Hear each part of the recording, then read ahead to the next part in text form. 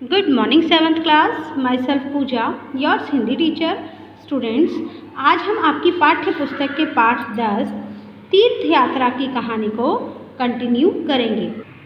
देखिए बच्चों, जब वैद्य जी ने बोला बस 10 दिन और किसी तरह ये निकाल लो, तो ये सुनते ही लाजवंती का माथा ठनका। वो बहुत परेशान हो गई। हिचकिचाते हुए बोली, कोई अंदेशा तो नहीं? वैद्य जी बोले, देखो बुखार सख्त है, हानिकारक भी हो सकता है। मेरी राय में तो तुम हेम के पिता को बुलवा लो। लाजवंती सहम गई, लाजवंती डर गई। उसका दिल बैठने लगा कि वैद्य जी ऐसा क्यों कह रहे हैं। आशा के साथ निराशा भी उसके सामने आकर खड़ी हो गई। उसका पति रामलाल मुल्तान में नौकर था।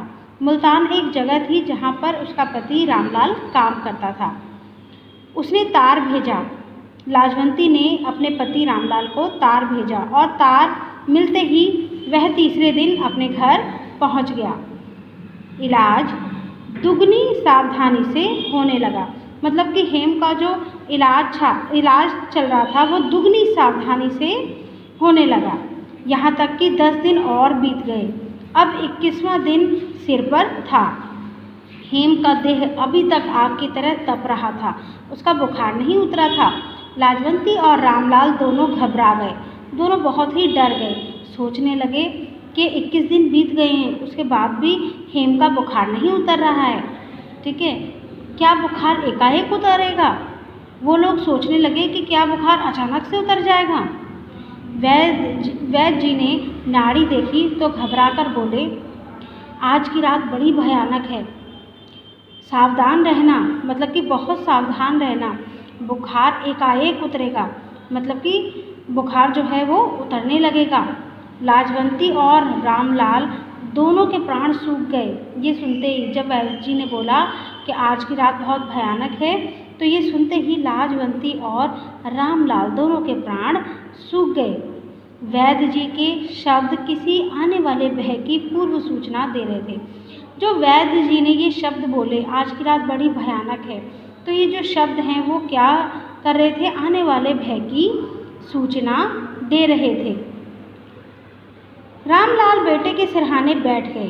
लाजवंती के हृदय को चैन न था। लाजवंती को कहीं भी किसी प्रकार से चैन नहीं मिल रहा था। तो वो कहाँ गई?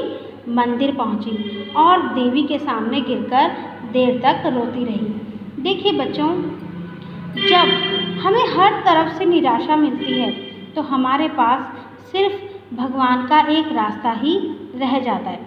जब हम हर तरफ से निराश हो जाते हैं तो हम भगवान के पास पहुंचते हैं और उनसे प्रार्थना करने लगते हैं कि हमारा जो काम है वो ठीक हो जाए। ठीक है, या फिर हम अगर कोई बीमार है तो भी वो ठीक हो जाए।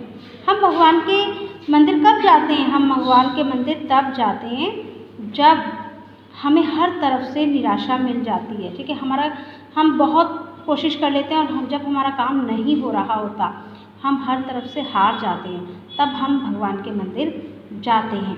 ठीक है, और उनसे बहुत ही मन से प्रार्थना करते हैं। ठीक है, तो इसी तरह लाजवंती भी मंदिर पहुंची जब उसे हर तरफ से निराशा मिली और भगवान के सामने, देवी के सामने गिरकर रोती रही। जब थक कर उसने सिर उठाया तो मुखमंडल शांत था। ठीक है, जैसे तूफान शांत हो गया, उसको थोड़ा सा चैन मिल गया। उसको ऐसा लग रहा था कि सारी जो विपदाएं हैं वो धीरे धीरे टल गई हैं। उसको ऐसा मालूम हुआ कि कोई दिव्य शक्ति उसके कान में कह रही है, तूने आंसू बहाकर, ठीक है, देवी के पाषाण हृदय को मौन कर दिया। मतलब कि उसे ऐसा लगा कि कोई दिव्य शक्ति है, ठीक है, जो उसके कान में कह रही है कि तूने अपने बेटे के लिए आंसू बहा बहाकर देवी के इतने बड़े हृदय को क्या कर दिया? मौन कर दिया अपने आंसुओं से। तो देखिए बच्चों, लाजवंती ने देवी की आरती उतारी, फूल चढ़ाए, मंदिर की परिक्रमा करी। परिक्रमा का मतलब क्या होता है? मंदिर के चारों तरफ घूमना।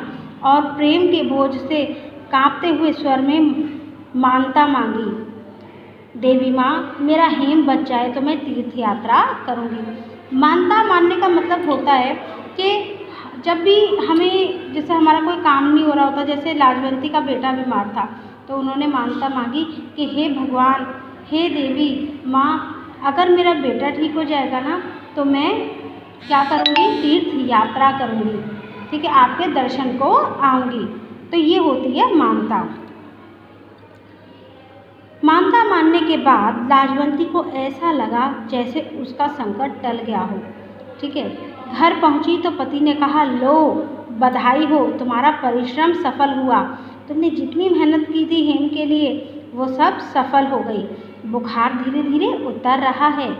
लाजवंती के मुख पर प्रसन्नता थी। यह सुनकर लाजवंती के मुख पर जो थी ना एक प्रसन्नता आ गई थी कि उसका बेटा ठीक होने लगा है, उसका बुखार उतरने लगा है और आंखों में आशा की झलक थी कि अब मेरा बेटा बिल्कुल ठीक हो जाएगा। झूमती हुई बोली, अब हेम को कोई डर नहीं है, मैं तीर्थ यात्रा मान आई हूँ।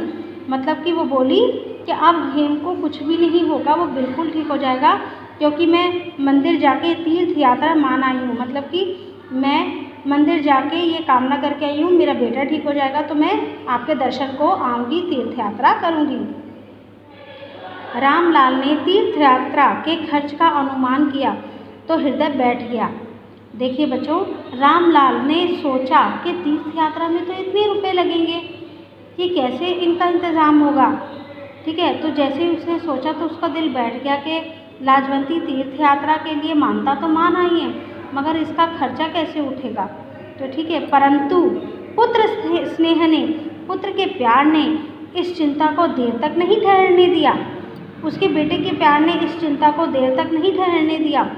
उत्तर दिया, अच्छा किया। रामलाल ने, उसके पति ने उत्तर दिया कि अच्छा किया, रुपए क्या है, हाथ का मैल है, आता है चला जाता है। परमेश्वर ने एक लाल दिया है, वह जीता रहे, यही हमारी दौलत है। तो देखिए बच्चों, जैसे कि रामलाल ने उत्तर दिया कि अच्छा किया, रुपए क्या है, हाथ का मैल है। तो देखिए बच्चों, इससे रामलाल ये कहना चाहता है, इससे हमें ये पता चलता है कि माँ बाप के लिए, माता पिता के लिए बच्चों से बढ़कर कोई भी चीज़ नहीं होती है, ठीक है। बच्चे, एक माँ बाप के लिए जो बच्चे होते हैं वही उनकी दौलत होती है, ठीक है, उससे बढ़कर कोई भी चीज़ नहीं होती है। देखिए बच्चों, पैसे और रुपयों का क्या है, ठीक है, वो तो हमें सारी ज़िंदगी कमाने हैं, ठीक है। माँ बाप, आप अगर एक भी चीज़ के लिए बोलते हो तो माँ बाप क्या करते हैं, पूरी कोशिश करते हैं कि आपको वो चीज़ मिल सके, चाहे उन्हें कितनी भी मेहनत क्यों ना करनी पड़ जाए, ठीक है।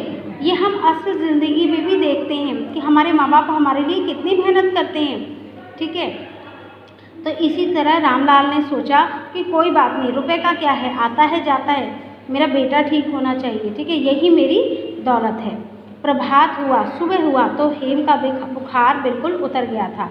लाजवंती के मुखमंडल से प्रसन्नता टपक रही थी। लाजवंती के मुंह से प्रसन्नता जो थी, खुशी जो थी वो टपक रही थी।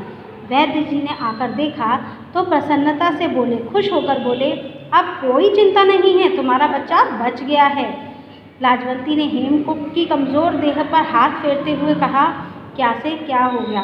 देखिए बच्चों, जब कोई भी बच्चा बीमारी से गुज़रता है और उसको बीमारी से गुज़रते हुए काफ़ी टाइम हो जाता है तो उसका शरीर जो होता है वो कमज़ोर हो जाता है, क्योंकि बीमारी के टाइम पर ना ही तो अच्छी तरीके से खाया जाता है, ना ही मन होता है किसी चीज़ को अच्छी तरह से खाने का, तो क्या होता है, हमारा शरीर कमज़ोर हो जाता है। तो उसी तरह हेमराज का शरीर भी कमज़ोर हो गया था। जब लाजवंती ने, हेमराज की माँ ने उसके शरीर पर हाथ फेरा तो उसकी माँ ने बोला, मेरा बेटा क्या था, पहले इतना तंदुरुस्त था और अब इतना कमज़ोर हो गया है, अब क्या से क्या हो गया है।